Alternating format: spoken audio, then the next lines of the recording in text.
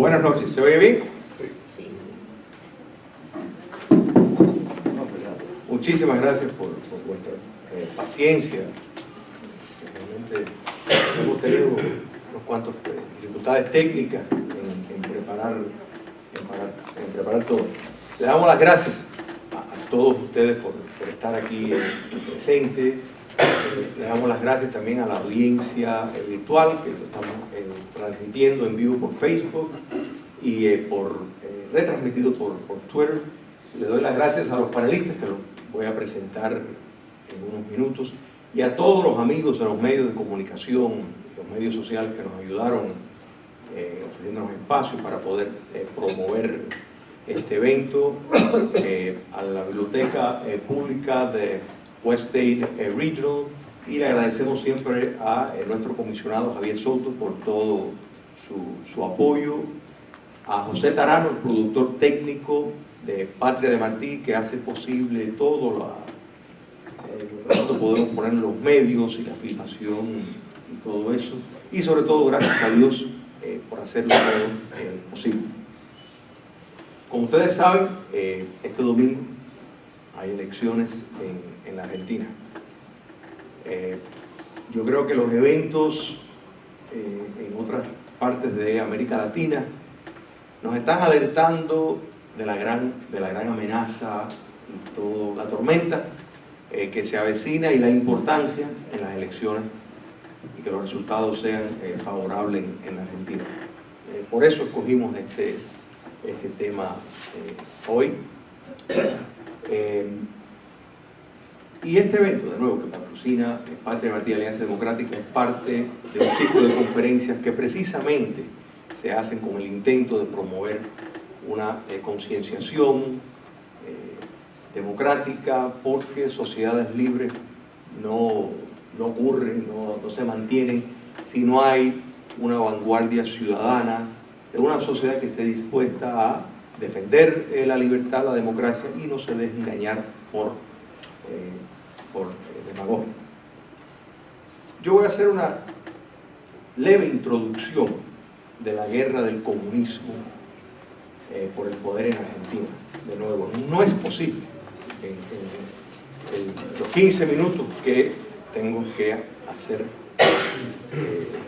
esta explicación, pero para darles una idea, porque lamentablemente la izquierda radical ha ocultado mucho de lo que ha ocurrido, ha tergiversado la historia y ha decidido contar una parte de la historia mal contada. Entonces eso es importante que no ocurra. Y en estas elecciones, en los debates que han habido entre los candidatos, me dio mucha alegría escuchar de algunos candidatos que tal vez ni siquiera tienen posibilidad de salir, pero que se pronunciaron y llamaron ciertas cosas por su nombre, como el terrorismo y como una serie de falsedades que han nutrido estos movimientos. Para empezar, cuando miramos la guerra comunista en Argentina por el poder, aproximadamente ocurrieron 21.642 actos de terrorismo.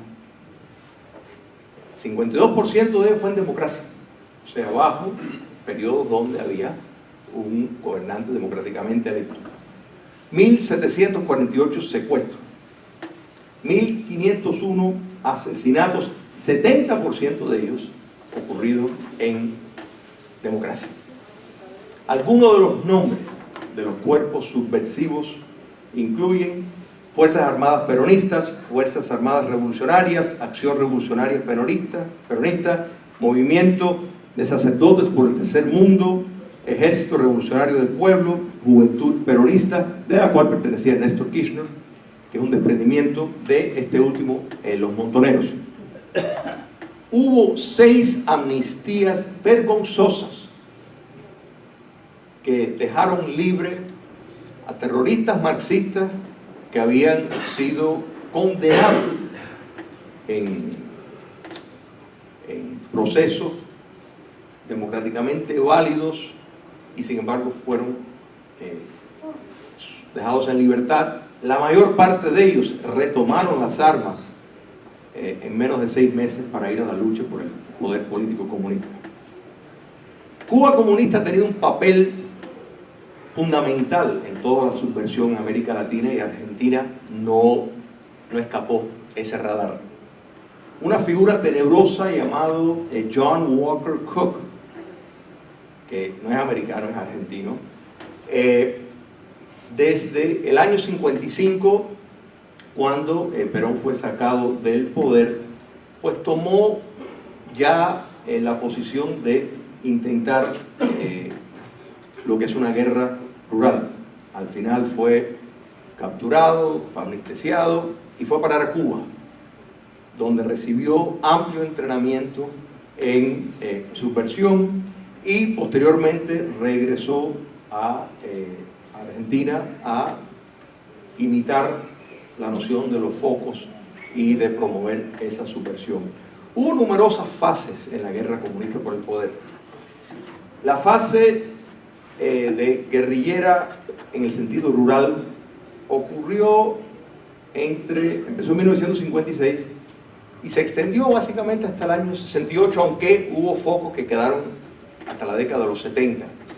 Se concentró principalmente en las provincias al norte que tenían frontera con otros países que les era fácil entrar, pero se dieron cuenta que habría una mayor efectividad si llevaban la guerra subversiva a las ciudades. Y esta segunda fase, podemos decir, comenzó en 1969 hasta 1973. Una de las figuras tenebrosas, Santucho, Firmenich, Walsh.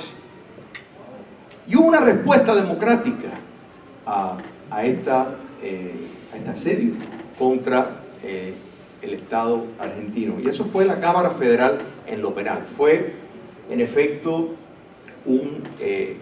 una legalidad que estimulaba la captura, que estimulaba el procesamiento de los subversivos comunistas en Argentina. Y tuvo gran efecto. Esto lo promovieron en 1971. Realmente fue altamente exitosa porque logró reducir la actividad terrorista, y estas personas, de nuevo, los terroristas comunistas, fueron procesados jurídicamente, o sea, fueron llevados a corte, condenados, si fueron después de un debido proceso, y encarcelados en el caso que fueran encontrados culpables.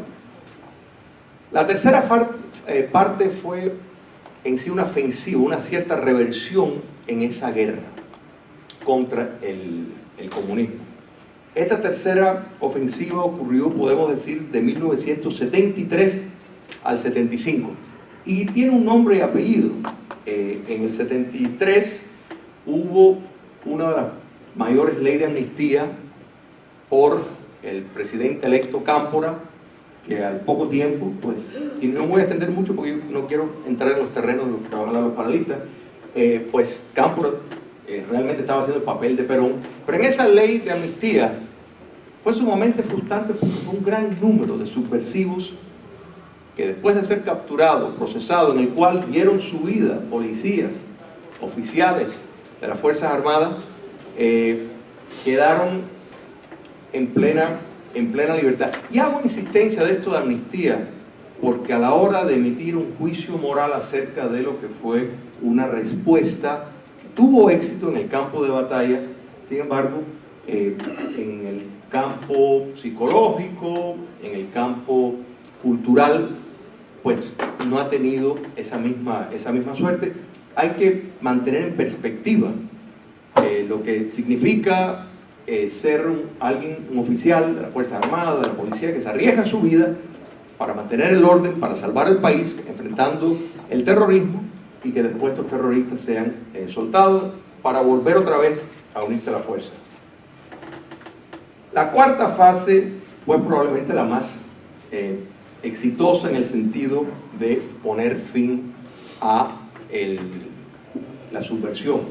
Isabel Perón, la vicepresidente de Perón, emitió un decreto operativo Independencia, que la izquierda radical naturalmente la critica mucho, pero en efecto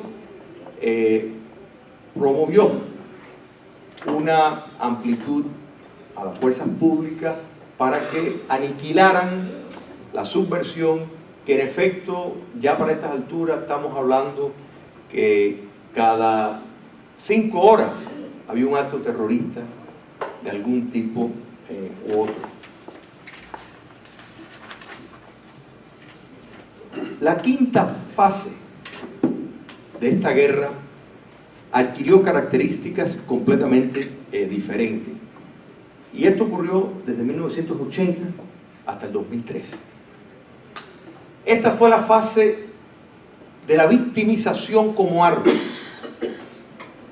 de buscar un escudo bajo la noción de derechos humanos, de presentar cifras falsas donde desaparecidos reaparecían cobrando pensiones en España, en fin, un rejuego de cifras, una promoción lamentablemente muy exitosa que les facilitó el camino para la sexta fase, que fue la institucionalización en esa guerra que podemos decir del 2003 hacia acá. En el 2003 el kirchnerismo con escasamente el 23% del voto le da el poder a Néstor Kirchner. A partir de ahí vemos un gobierno abultado con expontoneros, abultado con elementos que años atrás estaban secuestrando, poniendo bombas, asesinando. Todo esto amparado por la cultura, de nuevo, de la victimización, la falsificación de datos, donde propias fuentes del Estado argentino se contradicen con determinados órganos internacionales acerca de dónde está la verdad y qué fue lo que ocurrió. Y en eso es donde nos encontramos. Y Néstor Kirchner y Cristina Kirchner son producto del Foro de Sao Paulo, son producto de ese cambio de metodología que en el año 90 se formuló, se trabajó durante esa década y dio su fruto en la década del 2000.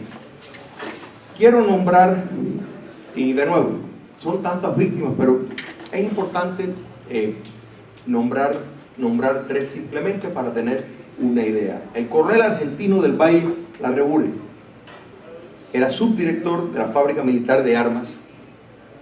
Fue secuestrado en 1974, estuvo 372 días en una cárcel bajo tierra que llamaron cárcel del pueblo. Fue torturado, golpeado, murió estrangulado y murió cantando el himno. El general Cesario, esto fue en 1975 cuando falleció, el general Cesario Cardosa, jefe de la policía de Buenos Aires. Su hija entró en amistad con una tal Ana María González. Ana María González era montonera. Y en la amistad que entró con su hija, con la hija del general Cardosa, pues le dice que se peleó con el novio, que si podía usar el teléfono, estaba triste. Y la madre le dijo, ¿cómo no? El teléfono estaba en el dormitorio. Pues para allá fue la montonera. Y colocó debajo de la almohada suficiente dinamita para que cuando se acostara esa noche a la 1:00 de la mañana explotara totalmente el cuerpo del general Cardosa. Ella enseguida que puso el artefacto salió y dijo que se sentía muy mal, que estaba muy triste y que se tenía que ir. Y por último, Mayor Horacio Fernández Cutiellos. Y esto ocurrió, el de Cardosa, en 1976. El mayor Fernández Cutiellos era segundo en mando del Regimiento Tercero de la Tablada. En 1989, ya en plena democracia, un terrorista llamado Enrique Gorriarán Merlo, dirigiendo un grupo de subversivos que contenía soldados no solo argentinos, sino de otros países, Nicaragua, bien cubanos, ecuatorianos, entraron y eliminaron y concluyeron con la vida de Fernández Cutiellos. Gorriarán Merlo fue uno de los fundadores del Foro de Sao Paulo. estaba en el centro de mando militar, la unidad militar del Foro de Sao Paulo.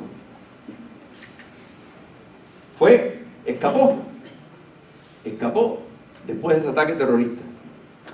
Fue capturado en 1995.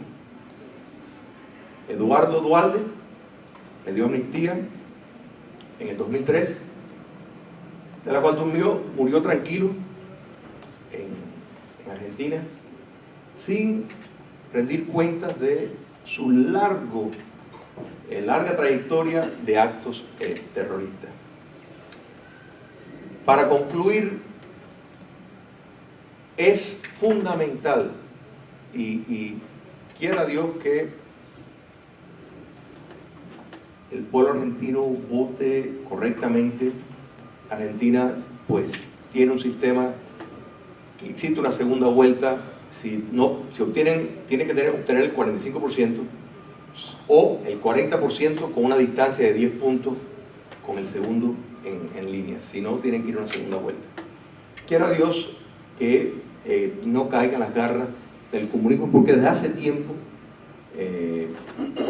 Cuba comunista, quien está a la cabeza del comunismo continental, tenía las miras en recuperar a la Argentina. Muchas gracias por su atención.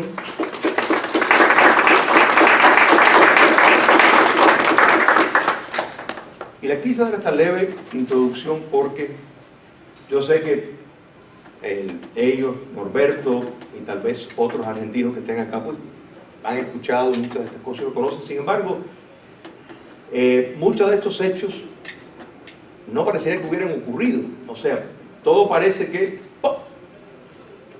en 1976 se dio un golpe de Estado y todo comenzó ahí. No, todo no comenzó ahí. Bueno, esta noche pues, nos acompaña José Venegas, que va a hablar sobre el peronismo y sus secuelas políticas y morales. José es abogado, periodista, analista político, graduado de la Universidad de Buenos Aires. Posteriormente hablará Soledad Cedro sobre el kirchnerismo, lo que es y lo que no es. Ella es periodista, analista político, graduada de la Universidad Austral en Argentina y de la Universidad Internacional de la Florida. José, empezamos contigo.